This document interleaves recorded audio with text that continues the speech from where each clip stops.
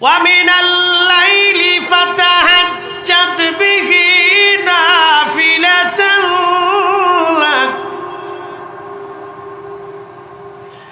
عسى أن يبعثك ربك مقاما محمودا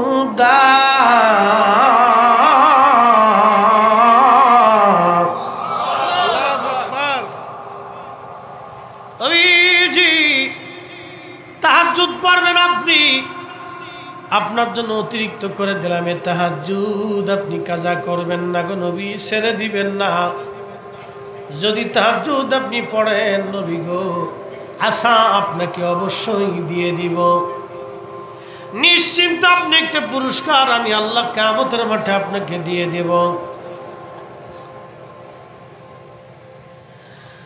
আয়াবাসাকা রাব্বুকা মাকামাম মাহমুদা, মাকামে মাহমুদের অধিকারী বানাবো, এমন মাকাম, সুউচ্চ প্রসিদ্ধ মাকাম, আপনার আগে পরেই মাকাম আর কেউ পাবে না। সর্বোচ্চ মাকাম, সর্বোচ্চ মাকামে আপনাকে অধিষ্ঠিত করব নবীজি, সর্বোচ্চ মাকামে আপনাকে অধিষ্ঠিত করবো ইয়া রাসূলুল্লাহ ইয়া হাবিবাল্লাহ, সর্বোচ্চ মাকামে অধিষ্ঠিত করবো। আল্লাহুম্মা রাব্বা হাদিহিদ দাওয়াতিত তাম্মা ওয়াস-সালাতিল কায়িমা আতি মুহাম্মাদানিল ওয়াসিলাতা ওয়াল ফাদিলা ওয়াদ-দারাজাতার রাফিআ ওয়াদ-দারাজাতার রাফিআ ওয়ারজুকনা শাফাআতাহু ইয়াওমাল কিয়ামা আবআসু মাকামান মাহমুদা ইন্নাকা লা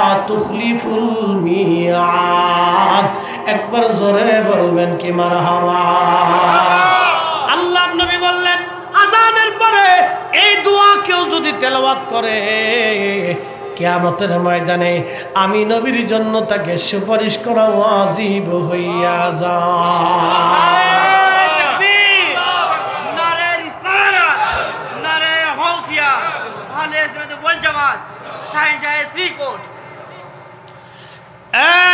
চট্টগ্রামবাসী, এই দুয়ার ভিতরে একটা শব্দ আছে, ওয়াবআসু মাকামাম মাহমুদা, আর আপনি তাকে মাকামে মাহমুদে অধিষ্ঠিত করেন। আল্লাহ ইন্নাকা লা তুখলিফুল মিয়াদ, যার প্রতিশ্রুতি আপনি তাকে দিয়েছেন, আর নিশ্চয় আপনি আপনার ওয়াদা ভঙ্গ করেন না। জোরে বলবেন কি মারহাবা। কাজী নজরুল তো চিনছেন আপনারা, হ্যাঁ না ঘুমাইছে? হ্যাঁ হাত উঁচা করেন তো সবাই, হাত উঁচা করেন, রাত 3টা বাজে তো। ঠিক আছে ঠিক আছে, লাড়াচাড়া দেন, লাড়াচাড়া দেন। হ্যাঁ ঠিক আছে, ঘুমাইছেন। আল্লাহ, মুসল্লি তো পাকা করা মুসল্লি দেখতেছি, রাত 2টা 2:30 পর্যন্ত লোক বসে থাকি কেন? আল্লাহ আকবার। হাজিরিন, কাজী নজরুল আন্ডার ম্যাট্রিক, ঠিক মতো মাদ্রাসা মক্তব কোন রকম পাস, এমন ছেলে আর বাংলার ঘরে বুঝি জন্ম হবে না। সাহিত্য এত চমৎকার লিখেছেন, আমার নবীর প্রশংসায় একটা নাত লিখে ফেললেন।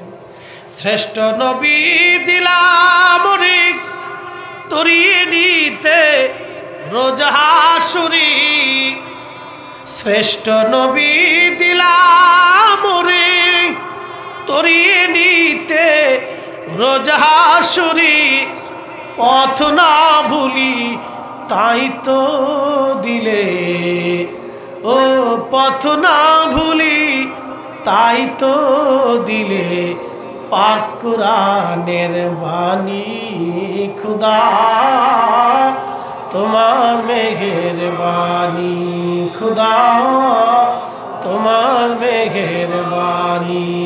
সুন্দর ফুল সুন্দর ফল মিঠা নদীর পানি, খুদা তোমার মেহেরবানি, খুদা তোমার মেহেরবানি।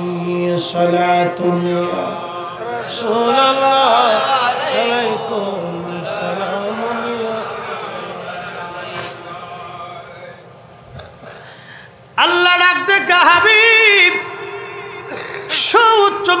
আপনাকে দিব যা আমি আল্লাহর কাউকে কখনো দেব না। সর্বোচ্চ মাকাম কি? আরশে মুআল্লার ডান পাশে নবীজির জন্য একটা আসন বরাদ্দ থাকবে। সুবহানাল্লাহ, কি বাড়ি যায় হবে। আল্লাহ ডান পাশে আসন বরাদ্দ করে রাখবে, ওই আসনে বসবে। নবীজি ওই দিন যা চাবে আল্লাহ তাই দেবে। কোরআন আল্লাহ বলতেছেন, ওয়ালা সাউফা ইউতিকা রাব্বুকা ফাতারদা। নবী গো, আপনারে অচিরেই আমি খুশি করব, সন্তুষ্ট করব, রাজি করব। সাহাবীরা বলল, হুজুর কখন আপনাকে রাজি করবে? নবীজি জবাব দিলেন, সাহাবীরা রে, কঠিন হাসরে আল্লাহ আমারে রাজি করবে, খুশি করবে, আমি যা চাবো আল্লাহ তাই দিবে। তবে শোনো রে সাহাবীরা, আমার একটা উম্মত ছাড়াও আমি নবী জান্নাতে যাব না। আল্লাহু আকবার। হাত উঁচা করে বলেন না ইয়া রাসূলুল্লাহ। বাড়িঘরের মুসলমান, কত বড় দামি নবীর উম্মত। আরে আমরা হাসরের ময়দানে মানুষ যখন দাঁড়ায় যাবে, কঠিন ময়দান, কত কঠিন হবে জানেননি?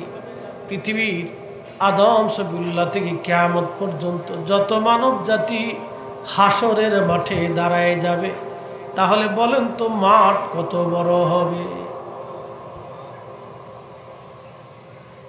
সমস্ত জিন, কোটি কোটি বছর ধরে চলে আসা জিন জাতিগুলি স্ব আকৃতি নিয়ে হাসরে দাঁড়াবে, তাহলে মাঠ কত বড় হবে।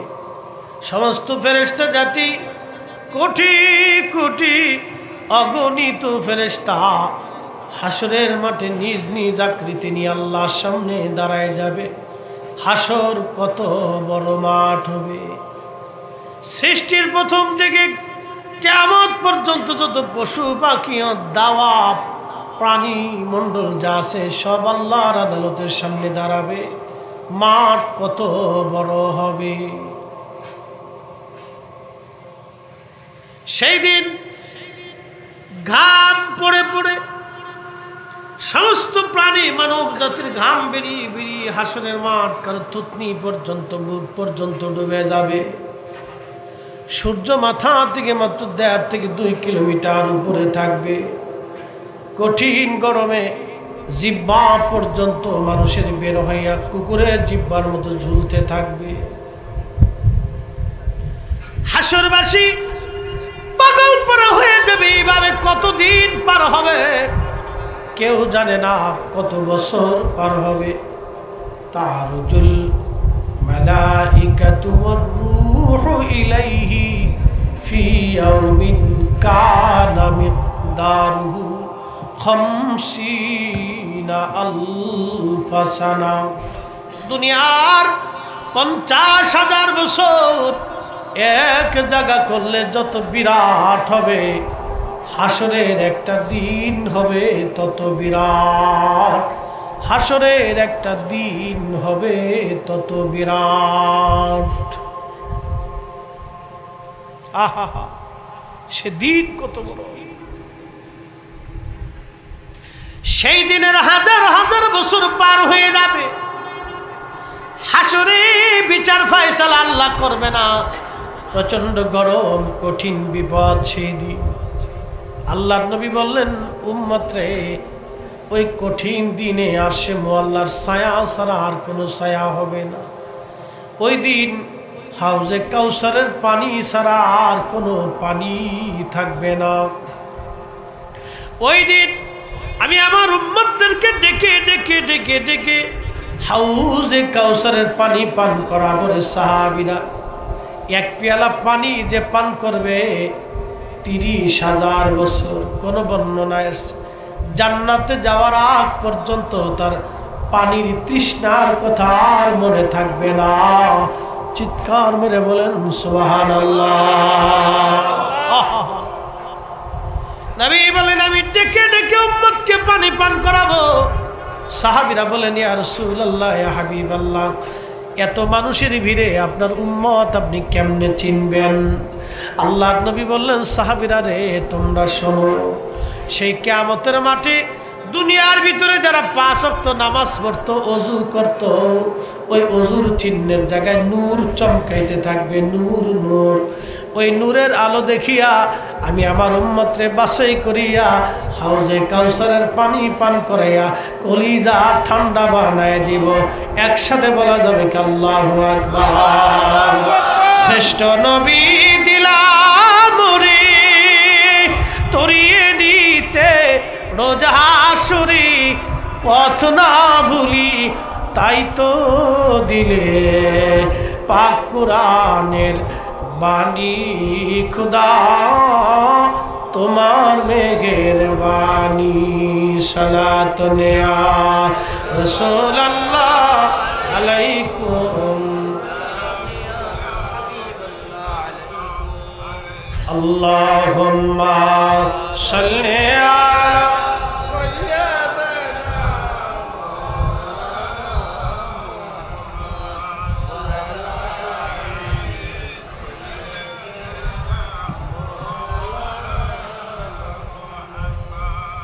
বন্ধু আমার, সেই কঠিন সময়ে মানুষ হাসরবাসী দৌড়াইয়া চলে যাবে হযরত আদম সফিউল্লাহর কাছে। আদম, আপনি তো আবুল বাশার, আমার মালিক আপনারে বড় আদর করে জান্নাতে বানাইছিল। আল্লাহ আপনারে বেশি আদর করত, সফিউল্লাহ বানাইল গো আল্লাহ। আজকে আমার মালিক কাহার হয়ে গেছে, বড় রাগান্বিত হয়ে গেছে সৃষ্টির গতি। আল্লাহর রাগ মিটাইয়া আমাদেরকে আল্লাহর দরবারে সুপারিশ করে। হাসরের মাঠ বড় কঠিন হয়ে গেছে, আর আমরা সহ্য করতে পারতেছি না। আদম সফিউল্লাহ বলবে, আমার সন্তানরা, যদিও আমি তোমাদের বাবা, কিন্তু আজ আমি এই বিষয়ে অপারগ। এই বিষয়ে আমি আজকে অপারগ। অন্য কোন নবীর কাছে চলে যাও। দৌড়াইয়া তারা অন্য নবীদের কাছে আসবে, এসে এসে নূহ আলাইহিস সালামের কাছে আসবে। শরীয়তের পিতা আপনি, সর্বপ্রথম আল্লাহ আপনার উপরে শরীয়ত আরোপিত করেছে। বাঁচানোর জন্য মহাপ্লাবনে নৌকা বানাইয়া আমার মালিক আপনারে 40 দিন পর্যন্ত কাবার চারপাশে নৌকা দিয়ে তাওয়াফ করাইছে। নূহ, আজকে আপনি আল্লাহর দরবারে যান। নূহ আলাইহিস সালাম বলবে, হাসরবাসী রে, এই বিষয়ে আজ আমি অপারগ। আল্লাহর কাহারিয়াত রাগ আমি মিটাইতে পারবো না। দৌড়িয়ে মানুষেরা ইব্রাহিম খলিলুল্লাহর কাছে আসবে। আল্লাহ আপনাকে খলিল বানিয়েছিল, আল্লাহ আপনারে বন্ধু বানাইছিল। খোদার খলিল গো, আজকে আল্লাহর কাহারিয়াত মিটাই আসে। হাসরের মাঠ আর কঠিন লাগতেছে, আমাদের আর সহ্য হয় না। খোদার খলিল গো, আমাদের আল্লাহর কাহারিয়াত আপনি মিটে আসেন, আজ আর সহ্য হয় না। আল্লাহর খলিল বলবে, হাসরবাসীরে, যদিও আমি আল্লাহর খলিল, কিন্তু এই বিষয়ে আমি আজ অপারগ।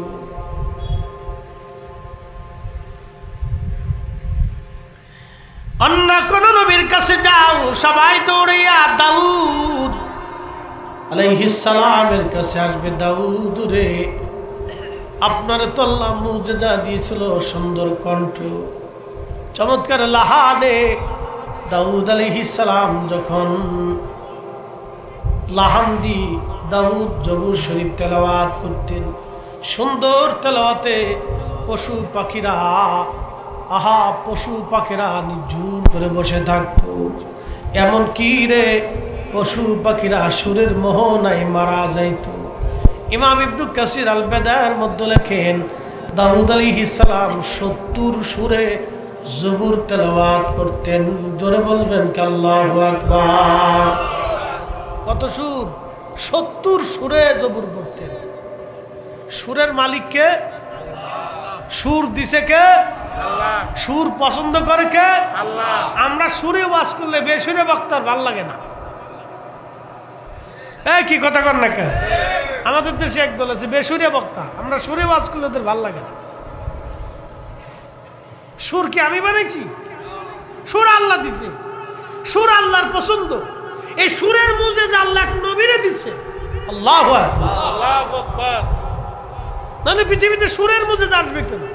70 সুরে তেলাওয়াত করতেন, পশু পাখি মরে যাইতো স্টপ করে দাপায় দাপায়। এত সুর ছিল। আল্লাহু আকবার, এত সুর ছিল দাউদ আলাইহিস সালাম। ওই সুর দিয়ে দাউদ আলাইহিস সালাম জান্নাতে জবুর তেলাওয়াত করবে, কোরআন তেলাওয়াত করবে। জান্নাতীরা হাজার হাজার বছর জবুর কোরআন তেলাওয়াত শুনে দাউদ আলাইহিস সালামের লাহানে মুগ্ধ হয়ে বসে থাকবে। একসাথে বলবেন না আল্লাহু আকবার, আল্লাহু আকবার। এত সুর আল্লাহ নিজেই সুর পছন্দ করে, আর বেসুরে বক্তা খালি আপনারা হিংসা করে। কারণটা কি? সুরে ওয়াজ করা জায়েজ নাই। কি এক পাগল দেশে হয়েছে, আবার ভেঙ্গা। এগুলো অসুস্থ, এখানে পাবনা নিয়ে মেন্টাল হসপিটাল ভর্তি করে চিকিৎসা করানোর দরকার। কি কথা কর না, অসুস্থ পাবনার মেন্টাল হসপিটাল দিয়ে দিয়ে ভালো করে চিকিৎসা করার দরকার। 200টা পাগলের মধ্যে বান্ধে ঠিক হবে। থাক তুই সপ্তাহখানিক থাক, তুই বুঝবি যে দুনিয়া কারে কয়। পাগলের মধ্যে ছেড়ে দিলে বাস, ওর ল্যাংটা করে ছেড়ে দিবে যা। ফাইজলিমি ধর্মটাকে একবারে উচ্ছৃঙ্খলার বিশৃঙ্খল বানিয়ে দিচ্ছে। আল্লাহ নিজে জান্নাতের ভিতরে নিয়া গান শোনাবে জান্নাতীদেরকে। একসাথে বলবেন না মারহাবা। মারহাবা। এ কিন্তু দুনিয়ার গান না। ফাইটে যায় বুকটা, ফাইটে যায় বন্ধু যখন বলইয়া আমার বাড়ির কোঞ্চা দিয়ে হাইটে যায়, হাইটে যায়। এই গান না কিন্তু, সাবধানে এটা গান আল্লাহ জান্নাতে শুনাইতো না। এই গান শোনাইতো না। আমার চিন্তা করে না যে এই গান শুনবো নি, না না না। এই গান না রে, জান্নাতের রমণীরা পবিত্র। যেহেতু আজ আসছে একটু শোনাই দিয়ে যায়। সুন্দরী বেডি রাস্তা দিয়ে গেলে আপনার চোখ এমনি চাইয়া থাকে, না সুন্দর। ওই যে কয়দিন আগে এক শয়তানের সাক্ষাৎকার নিয়েছিল। এই শয়তানে কয় কি, সুন্দর বেডি দেখলাম সে থাকবে, অসুবিধা কি, আল্লাহ তো সৃষ্টি করছে। কত বড় শয়তান চিন্তা করে। ওরে লিয়া পায়খানার ভিতরে মুখটা ধরিয়ে শুবে, পায়খানা তো আল্লাহ বানাইছে, তুই একটু সাইডটা খা। গাঁজা আল্লাহ বানাইছে, তো গাঁজা খাবো না কেন? তোর বাথরুমের ভিতরে নিয়ে বাথরুম খায়, এটাও তো আল্লাহ বানাইছে, তুই খা। কি কথা কর না কেন? শয়তানের একটা সীমা থাকা উচিত, বদমাইশের একটা সীমা থাকা উচিত। সীমা অতিক্রম করে ফেলছে শয়তানে।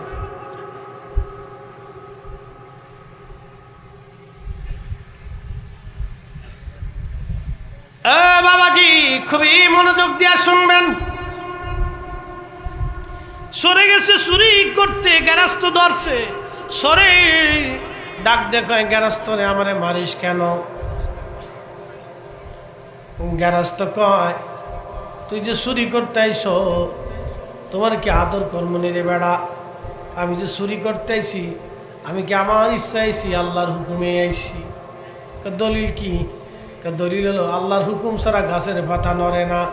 তো তাই যদি হয় আমি চুরি করতে আইছি, আল্লাহর হুকুমে আইছি। চোরেরও দলিল আছে। তো চোরের যে দলিল, ও শয়তানেরও একই দলিল। গাছ আল্লাহ বানাইছে, আমি খাবো। তো গু আল্লাহ বানাইছে, এটা তুই খা।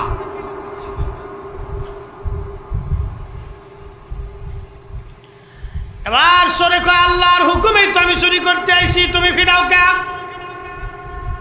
গ্যাস তো আরো জোরে কেন নিতেছে, আরো জোরে জোরে মারতেছে। আরো জোরে মারো কেন লেগা? আল্লাহ তোরে চুরি করতে পাঠাইছে, আর আমার তোরে ফিরাইতে দিছে। বুঝতে পারছেন? সরের দলিল আছে। কত কোয়ালিটি শয়তান দেখবেন আপনি। আরে মানুষ, একই মানুষ, কত যুক্তি। এটারও পাবনা হসপিটালে কয়েকদিন ভর্তি করার দরকার। কি কথা কর না কা? ওরা পাবনা ফাটা দিয়ে নাকি সরকার ওরা ধরে নিয়ে সেনাবাহিনীরে বলবো ওরা ধরিলে পাবনা দিয়েছে, ওখানে কয়েকদিন থাকুক, পাগলের আড়তের ভিতরে মাসখানিক থাকুক, ওখানে থাকলে ওরও একটা করে ছাড়বে। শয়তান যে দেশ ভরে গেছে, এগুলো অসুস্থ, এগুলো নিয়ে পাবনা মেন্টাল হসপিটাল ভর্তি করে দেন। এগুলো অসুস্থ, দেশ নষ্ট করে দিতেছে শয়তানগুলো।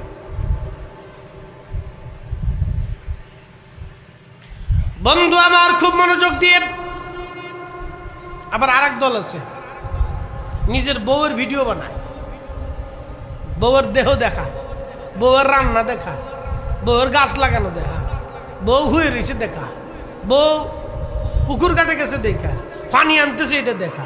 এই সমস্ত হলো এক ধরনের পতিতাবৃত্তি, দাউস। যে সমস্ত পুরুষরা নিজের স্ত্রীর ভিডিও সেইটা টিকটক বানায়, এইগুলি হচ্ছে দাউস। এইগুলোকে ব্যবসা করে টাকা কামায় খা। মনে রাখবেন, এত বড় নিকৃষ্ট দাউস এই সমস্ত পুরুষের ভিক্ষা করে খাওয়া উচিত। ও এক ধরনের পতিতাবৃত্তি করে নিজের স্ত্রীর দেহ দেখায় যে পয়সা কামাই করে, ওর মতো পতিতা নিকৃষ্ট আল্লাহর সৃষ্টিজীব আসমানের নিচে নাই। কথা কোন ঠিক কিনা? ওগুলোর ভাবনা হসপিটালে দিয়ে দেন, পাগলা গারদে দিয়েছেন, মাসখানিক ওইখানে থাকুন। ও কোনো শাস্তি মাস্তি নেই, জেলখানা দেওয়া লাগবে না, পাগলা গারদে দিয়ে আসো, যা থাক ওখানে পড়ে কয়েকদিন, মাসখানিক থাক, তুই অসুস্থ হয়ে তারপরে আয়। কত পাগল দেশে ভরছে ভাই।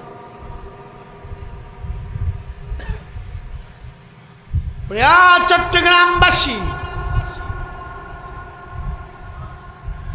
আল্লাহ নবী দাউদ আলাইহিস সালামের সুর আল্লাহ এত পরিমাণে দিলেন, 70 সুরে তিনি জবর শরীফ পড়তেন। আবার রাসূলের দরবারে সাহাবীরা থাকতো, যারা সুন্দর সুন্দর নাত পরে পরে নবীর প্রশংসা গাইতেন, আল্লাহর গুণ কীর্তন করতেন, পূর্বপুরুষদের কীর্তি গাথাগুলি তারা গাইতেন সুরে সুরে সুরে সুরে দব বাজাইয়া বাজাইয়া।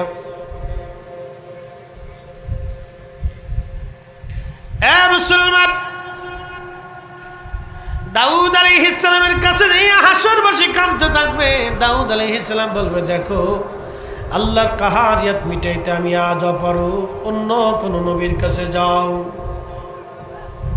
সবাই আসবে হযরতে মুসা কালিমুল্লাহর কাছে। মুসা রে, আল্লাহ তোমারে কালিমুল্লাহ বানাইছিল, তুমি আল্লাহর সঙ্গে কালাম করতা, তুমি তো আল্লাহর সাথে কথা বলতা। যাও গো পয়গম্বর মুসা, আল্লাহর দরবারে আজকে কালাম করে কথা বলে খুদার কাহারিয়াত তুমি দমায় আসো। মুসা আলাইহিস সালাম বলবে, যদি আমি কালামুল্লাহ খুদার সাথে তোর পাহাড়ে কথা বলেছি, কিন্তু আল্লাহর কাহারিয়াত মিটানোর মতো আজকে আমি অপারগ, অন্য কোন নবীর দরবারে যাও। সবাই দৌড়াইয়া ঈসা রুহুল্লাহর কাছে আসবে। ঈসা নবী গো, আল্লাহ আপনার রুহুল্লাহ বানিয়েছিল, কালামুল্লাহ বানিয়েছিল, আপনিও আল্লাহর সাথে কথা বলেছেন, রুহুল্লাহ বানিয়েছে আল্লাহ। শিশুকালে মায়ের পবিত্রতার জন্য শিশুকালে আপনি মানুষের সাথে কথা বলেছেন, জিন্দা মূর্তকে খোদার হুকুমে আপনি জিন্দা করতেন। কালাম রুহুল্লাহ গো, আজকে আল্লাহর সঙ্গে কালাম করে কথা বলে আল্লাহর কাহারিয়াত মিটায় আসেন। হাসরের মাঠ বড় কঠিন, আমাদের আর সহ্য হয় না। ঈসা রুহুল্লাহ ডাক দেয়া বলবে, হাসরবাসীরে, এই ব্যাপারে আমি অপারগ, কিন্তু একটা ঠিকানা দিতে পারি, তার কাছে যদি যাও তাহলে আজকে কাজ হয়ে যাবে। আমি ঈসা রুহুল্লাহ পৃথিবীতে যে নবীর উম্মত হয়ে গিয়েছিলাম, ওই নবীর দরবারে রাহমাতুল লিল আলামিনের বারগাহে যদি যাও, যদি নবী রাজি হয় রে, আল্লাহর কাহারিয়াত উনি ছাড়া আজ কেউ দমাইতে পারবে না, আল্লাহকে উনি ছাড়া আর কেউ খুশি করতে পারবে না। একবার জোরে বলবেন কি ইয়া রাসূলুল্লাহ।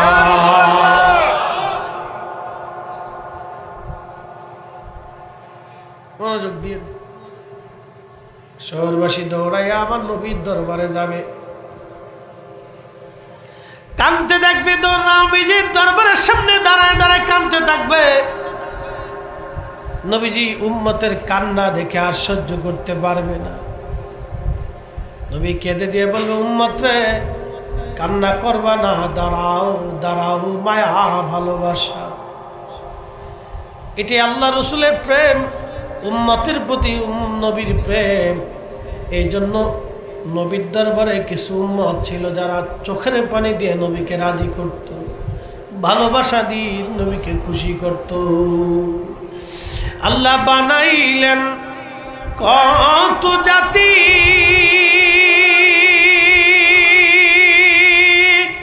হইল না তার প্রেম প্রীতি, ঠিক কিনা? আল্লাহ এত জাতি বানাইলেন, কারোর সাথে আল্লাহর প্রেম হলো না, ভাব হলো না। জিনদের ভিতরে খাজা গরিবুল্লাহ নাই, জিনদের ভিতরে হজরত বদর শাহলিয়া আমানত শাহ নাই, জিনদের ভিতরে খাজা বাবা আজমিরি নাই, জিনদের ভিতরে শাহজালাল মুজাদ্দিদ আল ফিসানি নাই, জিনদের ভিতরে ইমাম শাফি, ইমাম আহমদ ইবনে হাম্বল, ইমাম মালিক, ইমাম আজম আবু হানিফা জিনদের ভিতরে নাই। জিনদের ভিতরে কোনো অলি পাবেন না, অলি পাবেন মানুষের ভিতরে। কথা কোন ঠিক কিনা? আল্লাহ বানাইলেন কত জাতি, হইল না তার প্রেম প্রীতি, অবশেষে মানুষ বানায় প্রেমের কারণে। প্রেমের ডুরি বান্দরে মদিনার শনে, হায়রে প্রেমের ডুরি বান্দরে মদিনার শনে। আল্লাহুম্মা সাল্লি আলা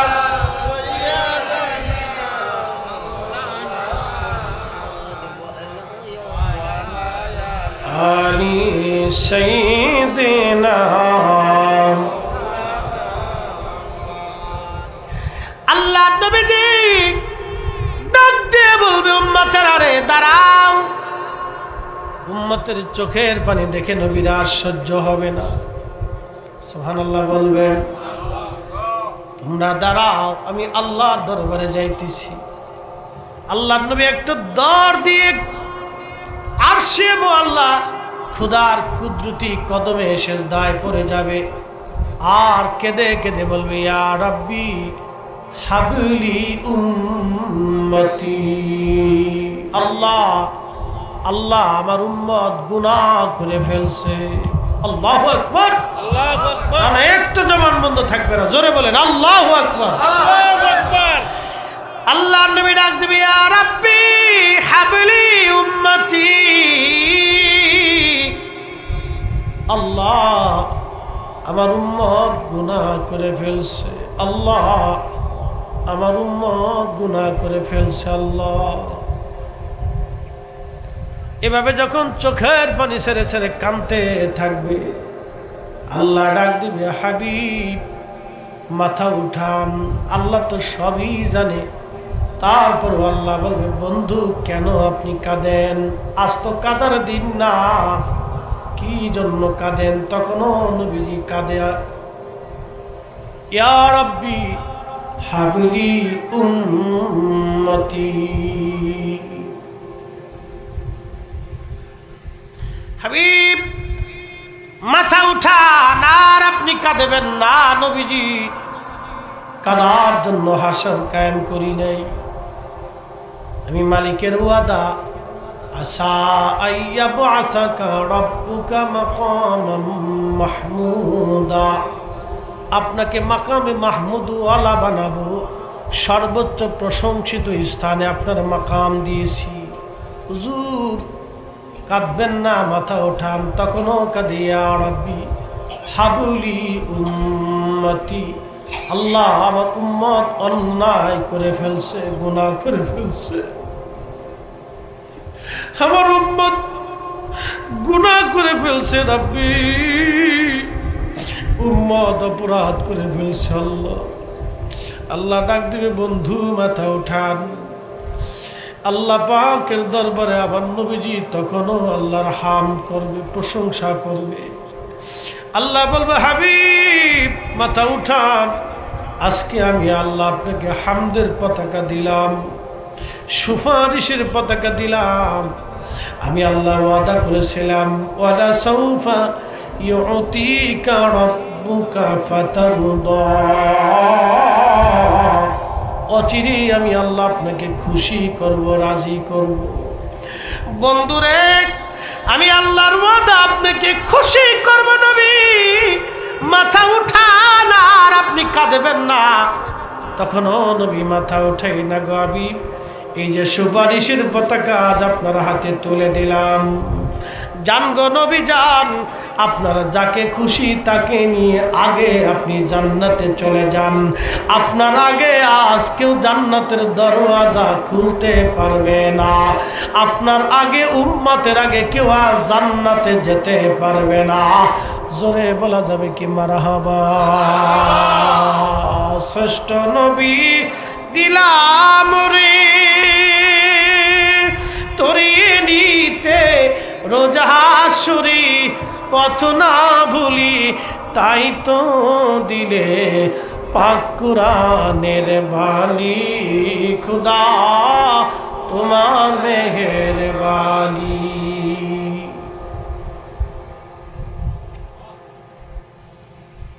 এই নবীজির সুপারিশ শুরু হয়ে যাবে। নবী বললেন ৭০,০০০ উম্মত নিয়ে আমি রওনা হব। কত হাজার? ৭০,০০০-এর বিরাট বাহিনী নিয়ে রওনা হয়ে যাব আমি। তার সাথে আরো ৭০,০০০ করে থাকবে, আরো এক একজনের সঙ্গে আরো ৭০,০০০ করে নিয়ে আমি নবী সবার আগে জান্নাতে কোরআন আনব। আসতে হয়ে গেল না? সুবহানাল্লাহ। ফুলসিরাত পার হয়ে যাব বিদ্যুৎ গতিতে, সবার আগে জান্নাতে কোরআন আনব। জান্নাত খুলে দেওয়া হবে। ওই ৭০,০০০ তার সঙ্গে এক একজনের সঙ্গে ৭০,০০০ করে জান্নাতি দিয়ে আবার হাসরের মাঠে আসবো।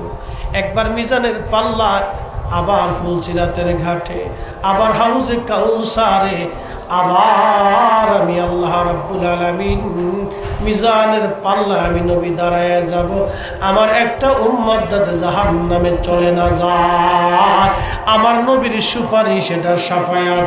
কেউ যদি নবীর শাফায়াতকে ইনকার করে, অস্বীকার করে, সে কিয়ামতের ময়দানে আমার নবীর শাফায়াত পাবে না। কথা কোন ঠিক কিনা?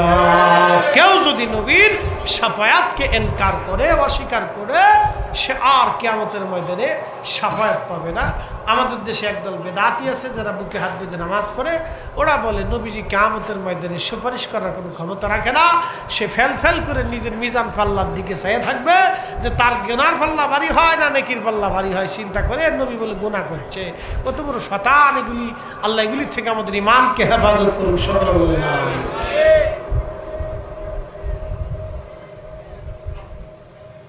শেষ। এবার মাযহাব কি? মাযহাব বুঝাইতেছি। মাযহাব হচ্ছে একটা ফিকহি প্রেসক্রিপশন। ডাক্তাররা আপনাদেরকে প্রেসক্রিপশন দেয় না? দেয়। এই মাযহাব হচ্ছে একটা প্রেসক্রিপশনের মতো। 4টে মাযহাব, 4টে প্রেসক্রিপশন। বলে হুজুর এটা কেমন? আমাদের ইসলামের ভিতরে প্রথম মাযহাব হচ্ছে মাযহাব হানাফি।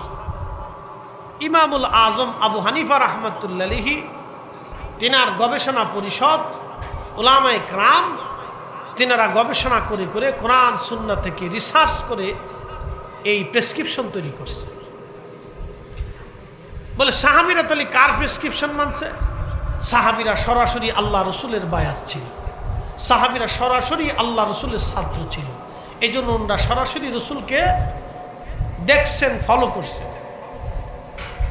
তাবিনরা তাবিদের ছাত্র ছিল, সাহাবীদের ছাত্র ছিল, যার কারণে ওনাদের সময়ে তেমন মতানৈক্য সৃষ্টি হয়নি। এরপরে এসে ইসলামের ভিতরে বিভিন্ন মতপার্থক্য, মতানৈক্য আসতে লাগলো, দূরত্ব তৈরি হতে লাগলো। ঠিক তখনই উলামায়ে কেরামদের ভিতরে সর্বপ্রথম ইমামুল আজম আবু হানিফা রাহমাতুল্লাহ আলাইহি ইমরা রিসার্চ করে কোরআন সুন্নাহ থেকে আমাদের জন্য একটা প্রেসক্রিপশন তৈরি করে দিয়েছেন। আমরা সবাই রুগী, প্রেসক্রিপশন করে দিয়েছেন। এই জন্য হানাফি প্রেসক্রিপশনে আমরা চলি। শাফিঈ মাযহাবের যারা, তারা শাফিঈ মাযহাবের প্রেসক্রিপশনে চলে। মালিকি মাযহাব যারা, তারা মালিকি মাযহাবের প্রেসক্রিপশনে চলে। আর যারা হাম্বলি মাযহাবের, তারা হাম্বলি মাযহাবের প্রেসক্রিপশনে চলে, অর্থাৎ কোরআন সুন্নাহ থেকে গবেষণা করে বের করা প্রেসক্রিপশন, এটা কিন্তু আলাদা প্রেসক্রিপশন না। আর যারা লামাযহাব, তাদের কোনো প্রেসক্রিপশন নাই, তারা নিজেরা বই কিতাব ঘেটে ঘুটে নিজেরাই প্রেসক্রিপশন তৈরি করে। পাগল। এখন আপনাদেরকে বলি, ওরা বলে কোরআন সুন্নাহ মানলেই তো যথেষ্ট হয়, তা আবার মাযহাবের দরকার কি? তাদের কথা এটা। তাকে ডাক্তারের কাছে নিয়ে যাবেন, নিয়ে যাওয়ার পরে ডাক্তার তাদের চেকআপ টেকআপ করে বলবে, ভাই যান, আপনি তো কোরআন সুন্নাহ ছাড়া আর কিছু মানেন টানেন না, তাহলে এক কাজ করেন, রোগের জন্য যেহেতু আপনি আমার কাছে আইছেন, আমার কাছে আসার দরকার নাই, আমি ডাক্তারি শাস্ত্রের বইটই যা আছে সব আপনারা দিয়ে দিই, আপনি পড়ে টরে নিজের প্রেসক্রিপশন নিজে করে নিয়ে। এটা কেমন হবে বলেন তো? ও যেমন মরণ দশা, তো ঠিক আমরা যদি মাযহাব ফলো না করে নিজেরা কোরআন সুন্নাহ বুঝতে চাই, তখন আমাদের দশা হবে তাই। কথা কোন ঠিক কিনা? কারণ হাদিসের একই সাবজেক্টের উপরে অনেক হাদিস আসছে, আপনি কোনটা ছাড়বেন কোনটা মানবেন খুঁজে পাবেন না। কোরআনের ব্যাখ্যা বিশ্লেষণ আপনি খুঁজে পাবেন না, বুঝতে পারবেন না। এই জন্য উলামা ইকরাম, মুহাক্কিক, যুগ শ্রেষ্ঠ, পৃথিবীর শ্রেষ্ঠ আলেমরা মিলে তারা গবেষণা করে রিসার্চ করে আমাদের জন্য একটা প্রেসক্রিপশন তৈরি করছেন। ইবনে সিনা, তিনি হচ্ছে চিকিৎসা শাস্ত্রের জনক। তিনি যদি সূত্র আবিষ্কার করে চিকিৎসা শাস্ত্রের এই পদ্ধতি প্রেসক্রিপশন করে না দিতেন, তাহলে আজকে পৃথিবীর মানুষ বিভিন্ন রোগে আক্রান্ত হয়ে আজকে এই প্রেসক্রিপশন খুঁজে পাইতো না। ইবনে সিনা হচ্ছে চিকিৎসা জগতের আমির। তিনার প্রেসক্রিপশনকে পৃথিবীর সবাই ফলো করে, পৃথিবীর কোনো ডাক্তার কিন্তু তার দোষ ধরে না। ঠিক আমরাও ইমাম আবু হানিফা রাহমাতুল্লাহের প্রেসক্রিপশনে চলব, আমরা তার ভুল ধরতে পারবো না, কারণ সেই সময়কার বিজ্ঞ উলামা ইকরাম রিসার্চ গবেষণা করে তারা আমাদের জন্য প্রেসক্রিপশন তৈরি করছেন। কথা বলেন ঠিক না বেঠি? আশা করি মাযহাব কি বুঝতে পারছি, কেন প্রয়োজন ওটা বুঝাইলাম রুগী দিয়ে। রুগী যদি নিজে বই পড়িয়া ওষুধ বের করে নিজে প্রেসক্রিপশন করে, তো রুগীর যে হালত হবে, কোরআন সুন্নাহ নিজে গবেষণা করিয়া নিজে বের করিয়া মানতে গেলে আপনারও এরকম দশা হবে। কারণ এই বিদ্যার মহাসাগরে আমি আপনি সাঁতারও হতে পারি নাই। কথা কন না ঠিক কিনা? চিকিৎসা শাস্ত্রে আপনি কি আমি কিছু হইতে পারছি? কিচ্ছু হতে পারিনি, কিচ্ছু হতে পারিনি। তো কোরআন সুন্নাহর মহাবিদ্যা আমি আপনি কিছু না। এই জন্য কোরআনে আল্লাহ পাকের দিক নির্দেশনা দিয়ে দিয়েছেন, ইয়া আইয়ুহাল্লাযীনা আমানু আতিউল্লাহ ওয়া আতিউর রাসূল। হে ঈমানদার, তোমরা আমি আল্লাহর আনুগত্য করো, আমার রাসূলের আনুগত্য করো। ওয়া উলিল আমরি মিনকুম হুমুল ফুকাহা ওয়াল উলামা। হযরত ইমাম হযরত রাসূল কারীমের সাহাবী আব্দুল্লাহ ইবনে আব্বাস বলেন, আল্লাহ পাক আয়াত দিয়ে বোঝাইছেন, ওয়া উলিল আমরি মিনকুম, তোমরা উলুল আমরের আনুগত্য করো। হুমুল ফুকাহা ওয়াল উলামা, ফুকাহে ইকরাম এবং উলামা ইকরামের আনুগত্য করো। একবার জোরে বলা যাবে কি মারহাবা? ফুকাহে ইকরামের তবকা হলো 7টা। 7 তবকার প্রথম ফকি যিনি, তিনি ইমামুল আজম আবু হানিফা রাহমাতুল্লাহি আলাইহি। তিনি হলো ফিকহের জনক। ফিকহের চিকিৎসা শাস্ত্রের জনক হলো ইবনে সিনা। উনি যেমন চিকিৎসা শাস্ত্রের রুলস করেছেন, এই যে আপনারা বলেন, আমার দিকে তাকে ঘুমাবেন না, মির্গি রুগী চিনেননি আপনারা?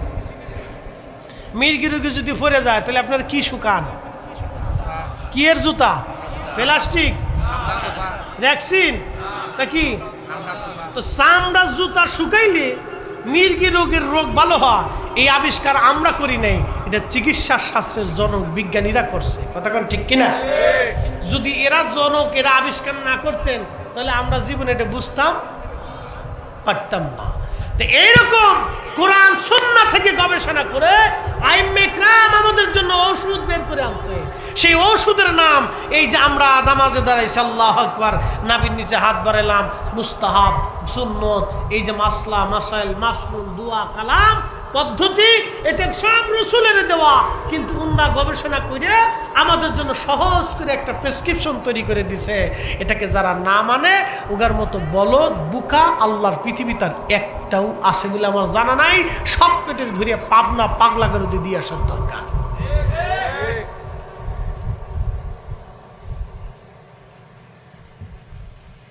আল্লাহ বলছেন উলুল আমরকে মান্য করো।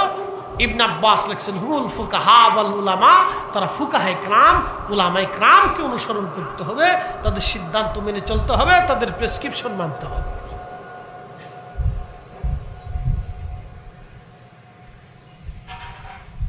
আমার দিকে তাকান, দেশের চিকিৎসা শাস্ত্র কয়টা? একটা হলো কবিরাজি, একটা অ্যালোপ্যাথিক, আর একটা হোমিও। কথা ঠিক কিনা? আচ্ছা, হোমিও ডাক্তার কি অ্যালোপ্যাথিকের চিকিৎসা করতে পারে? অ্যালোপ্যাথিক কি হোমিও পারে? আবার অ্যালোপ্যাথিকের যিনি এমবিবিএস ডাক্তার সে কি ফকরামি পারে? পারে না। কবিরাজি পারে না। ফকরামি আবার আর একটা ফকরামি, একবার আপনি সহজ করে দেখতে পারবেন, এটারও একটা চিকিৎসা শাস্ত্র আছে, এটারও একটা রুলস আছে। এই রুলস না হলে আপনি এটা পারবেন না। জিন ছাড়াইতে পারবে? আচ্ছা, জিন ছাড়ানোর জন্য যদি আপনি ঢাকা মেডিকেলে নিয়ে যান,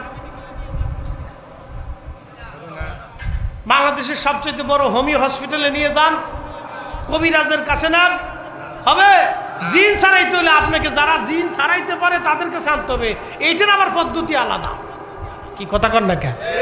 এটার চিকিৎসা, এটার প্রেসক্রিপশন আলাদা। আল্লাহ এগুলো বুঝতে হইব। এই অসুস্থ যেগুলো এগুলো বুঝে না তো। জিন ছাড়াইতে হলে আমার কাছে আনলে হইতো না, আমি হুজুর তাও পারি না। তোর জীবনে একবার জিন ছাড়াইতে গেছে, আমার মাদ্রাসায় একটারে ধরছে, আর কেউ ছাড়াইতে পারে না। কি বিপদ! তখন আমার কয়, তখন আমি কামিলে পড়ি, আমাদের মাদ্রাসা কামিলে পড়ি। তখন আমারও বলতেছে ভাই একটু তাড়াতাড়ি আসেন, জিনে যারে পাইতেছে তারে ফিটাইতেছে। কি জ্বালার জ্বালা! এক ছাত্ররে ধরছে, হ্যাঁ তাই দাখিলে পড়তে।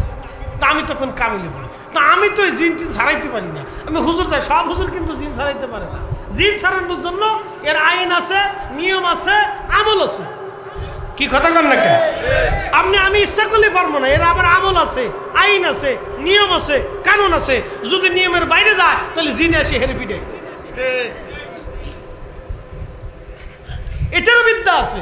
তাহলে জিন ছাড়ানোর বিদ্যা যদি থাকে, ফকরামির বিদ্যা থাকে, কবিরাজি বিদ্যা আছে, অ্যালোপ্যাথিক আছে, হোমিও আছে, ডাক্তারি সব বিদ্যা আছে, সব শাস্ত্রে, রসায়ন, পদার্থবিদ্যা, পারমাণবিক, এই যে যত ইলেকট্রনিক বিদ্যা, এর একটা রুলস আছে, নিয়ম আছে, নেগেটিভ আছে, পজিটিভ আছে। সব কিছুর যদি নিয়ম কানুন থাকে তাহলে কোরআন সুন্নাহর মাযহাব থাকবে না। কারণটা কি? কি কথা কর না? যারা মাযহাব মানে না এগুলো হলো আধা পাগল। ওরে একবার ভাবনা পাগলা কারোতে দিয়ে দাও।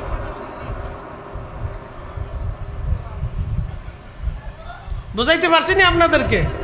হ্যাঁ, বুঝে জানি। তা আমি গেছি, যাওয়ার পরে আমার দেখে মোটামুটি একটু শান্ত হয়েছে। তো আমি যাই বললাম, বসলাম, তো দেখি খুব মুসরামুসরি করতেছে। আমি কই তোমার নাম কি? কয় গণেশ। আমি জিজ্ঞেস নাম কি? কয় গণেশ। তার মানে হিন্দু জিন আর কি। জিনদের ভিতরে হিন্দু আছে, খ্রিস্টান আছে, বৌদ্ধ আছে, নাসারা আছে, শিখ আছে, নাস্তিক আছে, বিভিন্ন ধর্মের আছে, মুসলমানও আছে। আমার নাম কি? বলে গণেশ। তা বললাম তুমি হিন্দু হইয়া তোমার সাহস কত, তুমি মাদ্রাসার ভিতরে ঢুকছো? তোমার তো আজকে বাইন দিয়ে বোতলের ভিতরে ভরে নিয়ে পদ্মা নদী ফেলে দিব। যখন ধমক দিছি তখন একটু ডরাইছে। তো কয় ও আমার শরীর বেড়ে মুতলো কে? তার মানে কি হয়েছে? ওই মাদ্রাসা থেকে একটা জায়গা ছিল, নাম হিন্দু জমিদার বাড়ি আছে না, আগে জমিদার বাড়ি। তো ওই জমিদার বাড়িতে পোলাপান খেলতে টেলতে যাইতো। ওখানে একটা গাছ আছিল বড় সড়ো, ওই গাছের উপরে জিনে থাকে। তো হেতাই করছে কি গাছের গুড়ায় পোলাপন তো মাদ্রাসার পোলাপন একটু ছুটি মুটি পাইলে বুঝেন না শয়তানি করে, তো লুঙ্গিটা উষা কইরে ওই পায়জামার সেন্টারে খুলে দাঁড়ায় দাঁড়ায় পেশাব করছে আর এরকম সরাসরি করছে। পোলাপন তো দুষ্টুমি করবো, কি কথা কর নাকি? আমরা কি করে বুজুর্গ ছিলাম নাকি? ও হচ্ছেন বুজুর্গ হয়েছি, কি বুজুর্গ ছিলেন কি ছোটকালে? কত দাঁড়ায় মুইতে দিছেন, ও কোনো হিসেব আছে? তো ওই করছে কি সেন্টারে খুলে এরকম গাছের গুঁড়ার তো মুছছে, আবার একটু মেশিনটারে ঘুরাইছে। তা আমার কো আমি দাঁড়াই রয়েছি, আমার শরীরের মুছছে আর মেশিন এমনি ঘুরাইছে। আমি ওরে ধরছি, ওরে ছাড়বো না, ওরে খেয়ে ফেলবো, ও রক্ত চুষে খাবো। আমাকে দেখো, তুমি যদি না যাও, আমি তো দোয়া করাম কিছু পারি টারি না, আমি হলো ঝাড়ির উপরে রাখছি, তুমি যদি না যাও তাহলে তোমার কিন্তু বানবো, বোতলে বুড়িয়ে পদ্মা নদী ফেলে দেবো, যাও তাড়াতাড়ি মাদ্রাসায় ঢুকছো। তাহলে ওরে বলে ও যাতে আর কোনোদিন ওই গাছের কাছে না যায়। আমাকে হাওকে বলে দেবো, জীবনও আর কোনোদিন যাবে না। পরে দেখলাম বেচারা ভদ্র চলে গেছে। এত উঠতে কয়, ভাই আপনি এখানে কে? আমাকে তুই গাছের নিচে মুততে গেছিলি কে? কয় ভুল হয়ে গেছে গা, কার জীবনে যাবি না, জীবনে ওই এলাকার ভিতরে ঢুকবি না, তোরে পাইলে কিন্তু তোরে খাইছি, আবার ধরবে তোরে। তুই বলে এরকম ঘুরায় ঘুরায় মুতছস? হ ভাই মুততে দিয়েছি, দুষ্ট ধরা পড়ে গেছে, যিনি ঠিকই কইছে। আমি আসতে আসতে পারছি না। জিন ছাড়ানোর একটা বিদ্যা আছে, এটা আল্লাহ প্রদত্ত জিনিস, বুঝতে পারছেন? তো এগুলি এখন আপনাদেরকে বুঝতে হবে। তো মন ফুকাহা ওয়াল উলামা প্রত্যেকটারই একটা রুলস আছে। আপনি রুলসের বাইরে গেলে এই কারেন্টে শক করবে, আপনাকে ধরে ফেলবে, মরে যেতে হবে, বিপদ আছে, ক্যামেরা চালাইতে পারবেন না, ওই মাইক চলবে না, এটারও একটা রুলস আছে। প্রত্যেকটারই রুলস সূত্র আছে। এইগুলো সব কিছুর প্রেসক্রিপশন আছে, প্রেসক্রিপশন ছাড়া কোনো কিছু চলে না। ওই যে বাবুর্চি রাঁধতেছে, তার রান্নার একটা প্রেসক্রিপশন আছে, প্রেসক্রিপশনের বাইরে গেলে রান্না নষ্ট হয়ে যাবে, খাইতে পারবেন না। কি কথা কন না কেন? প্রেসক্রিপশন আছে, প্রেসক্রিপশন ছাড়া গেলে সর্বনাশ। এই জন্য আমরা ফিকহি মাসালার প্রেসক্রিপশন আছে, তফসিরের প্রেসক্রিপশন আছে, হাদিসের প্রেসক্রিপশন আছে, এই সব বিদ্যারই এক একটা প্রেসক্রিপশন আছে। অঙ্ক মিলাইতে যাবেন, এটার প্রেসক্রিপশন আছে, সূত্র আছে। আপনি সূত্র ছাড়া জীবনেও অঙ্ক মিলাইতে পারবেন না। ওই যে আমাদের বাংলাদেশে পারমাণবিক বিদ্যুৎ চুলানি কি বিদ্যুৎ কেন্দ্র বানাইতেছে, এরা যদি হুজুর গারে কান সব হুজুররা মিলে যে পারমাণবিক বিদ্যুৎ কেন্দ্র উদ্ভাবন করে দিয়ে বানাই টানাই দিয়ে আসেন, সম্ভব? কি কথা কন না কেন? সম্ভব? ওই বিদ্যা আমরা শিখি নাই, এটারও প্রেসক্রিপশন আছে, তারা তাদের পারমাণবিক সিস্টেমের প্রেসক্রিপশন আছে। নারে তাকবীর।